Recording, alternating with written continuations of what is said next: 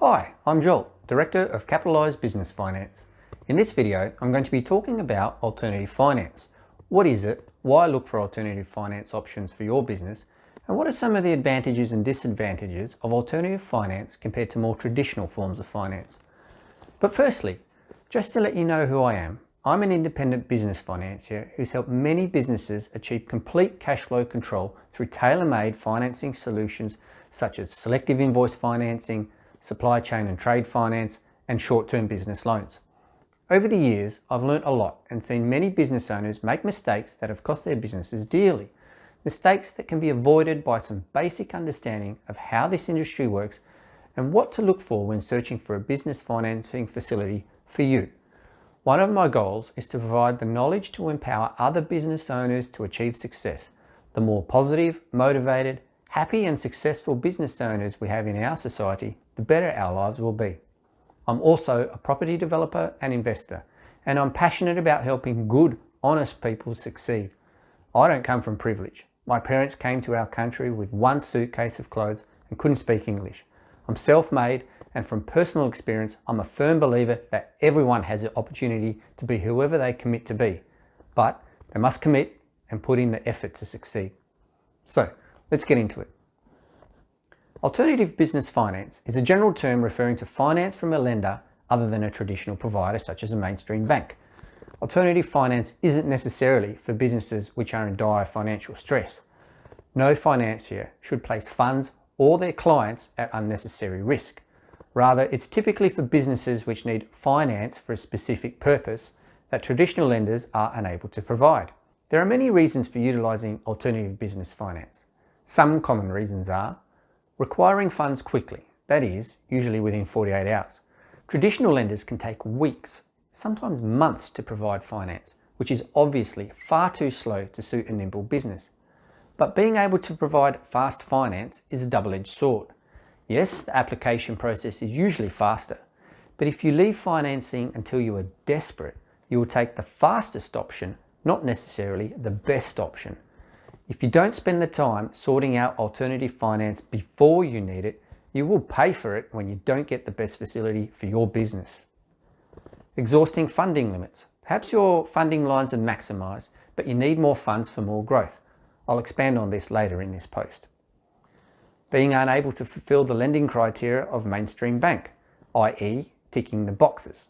For example, perhaps you have insufficient security to offer, or perhaps you don't want to provide stock or property as security.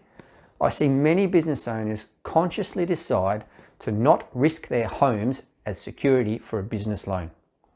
Perhaps your business is too young and doesn't have adequate trading history. Mainstream lenders usually require 2 years of trading history, showing evidence that your business is profitable and viable and that you are a competent business owner. Perhaps you have an adverse tax position or tax history. Some lenders won't consider lending to a business or director who has a poor history with the tax office. Or perhaps your recent trading history has been poor. Your business may have been impacted by recent events, such as the coronavirus, for example. So your latest trading data is weak. The key point to note here is that traditional lenders look backwards when assessing your business. How have you performed? Alternative lenders can look forward at your opportunities and consider how your business would benefit from utilising finance to boost growth. So, there are many reasons to utilise alternative business finance. You need to understand that, in general, alternative finance will be priced accordingly, meaning that unsecured finance may cost a little more than secured finance, and depending on the quality of the security, pricing will be set appropriately. Having said that, in another post I talk about invoice finance pricing, comparing the headline rate with the real rate. Pricing is dependent on how a facility is used.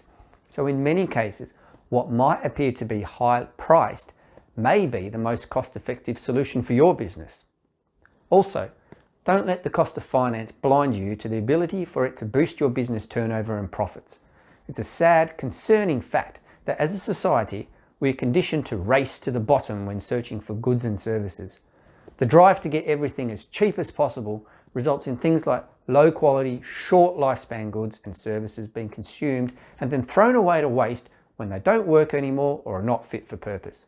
With just a little more initial expense, we could be consuming high quality goods and services that last a long time, overall reducing environmental and financial costs.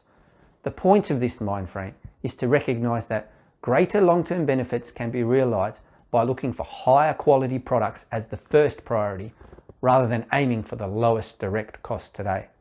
Until a business owner experiences it, it's hard to understand and accept that often the greatest cost to a business is lost opportunity.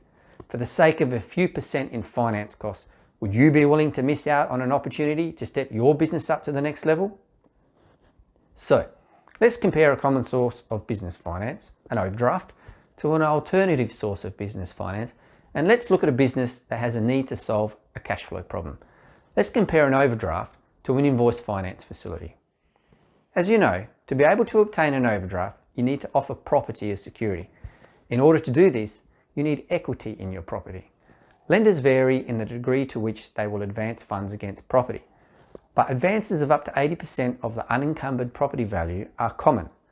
The rate will vary depending on the lender, the type and location of the property, and the general lending environment. So, as an example, if you owned a $1 million property and if your loan on it was $600,000, then the total available to use towards an overdraft will be 80% of $1 million, which is $800,000, minus the $600,000 loan, leaving $200,000 in available equity. The $200,000 would be available to draw upon as needed, and repayments would bring the outstanding balance down to be available to draw upon again.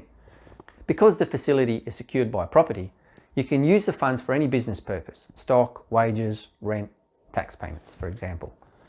So that's how an overdraft works. And because it's secured by property, it can be a low-cost business financing product. Low cost? Yeah, low cost today. But what does it cost you in terms of your long-term wealth?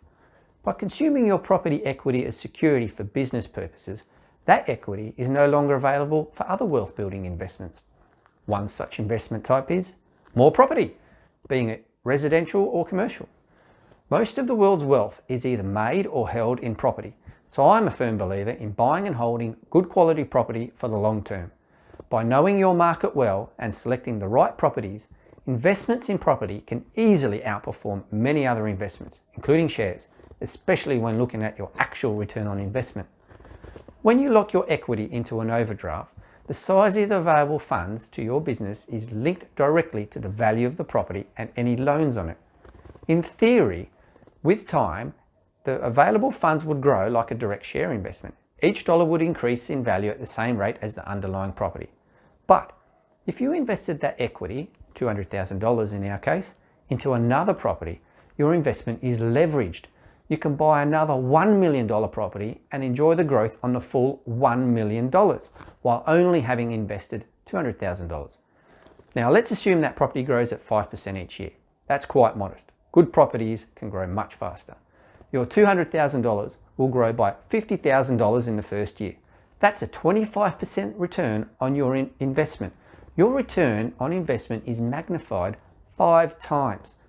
With the magic of compounding interest, in the second year, the property is going to increase in value again, but this time by $52,500, making the property worth $1,102,500.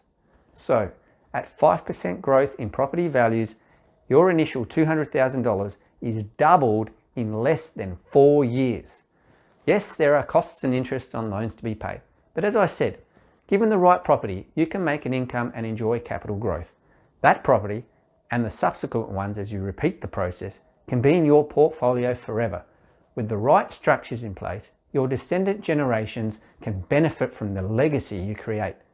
That can be difficult to do with a business. Not impossible, just more difficult, especially if your descendants don't have the same passion for your business as you do.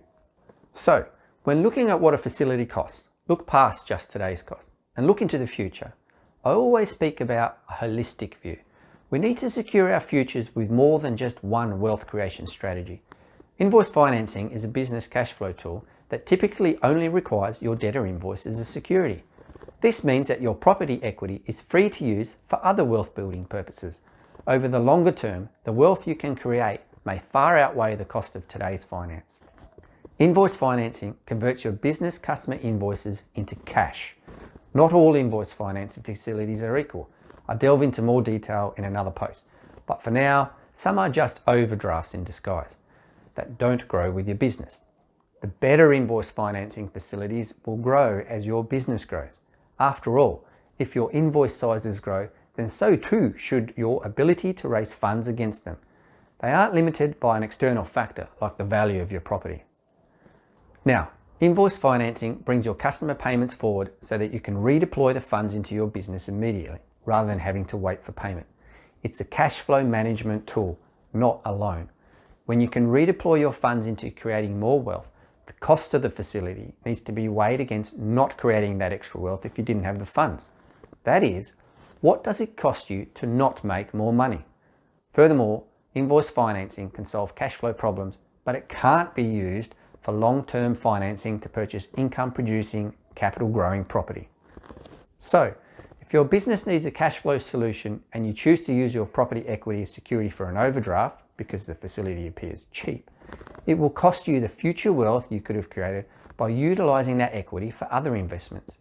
If you utilize an invoice financing facility to solve a business cash flow problem, it may cost a little more in the short term, but your property equity can be used to build massive wealth elsewhere, creating long-term wealth. To summarize, alternative forms of business finance are available to solve specific problems and help you achieve specific outcomes. They are generally more expensive in the short term than a traditional secured loan, but they don't require you to spend your future wealth for short-term gains. Now, I've mentioned that alternative finance is generally more expensive than traditional forms of finance, and this is mostly true. However, there are some financing facilities that provide so much flexibility that they can be more cost-effective than traditional finance. I talk about these in other posts, but for now, understand that the headline price or cost you see advertised for a facility really means nothing.